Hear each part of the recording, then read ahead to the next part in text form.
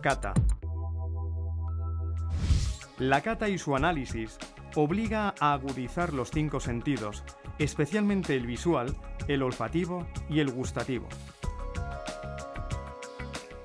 En el aspecto visual, se debe observar fundamentalmente el color, si hay o no desprendimiento de gas carbónico, limpidez, brillo, fluidez, etc. La espuma superficial que se genera al escanciar debe desaparecer rápida y completamente.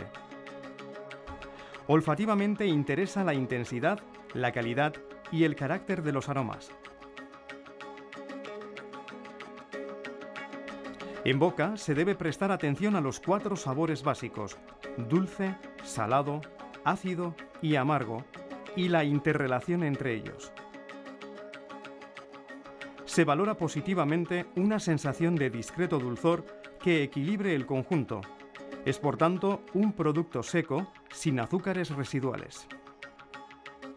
A partir de este momento, solo nos resta disfrutar de la sidra. La sidra, cuando está bien preparada y conservada en buenas condiciones, constituye una bebida fresca, tónica, nutritiva y saludable, y una de las más apetecibles a la hora de satisfacer los paladares más exigentes.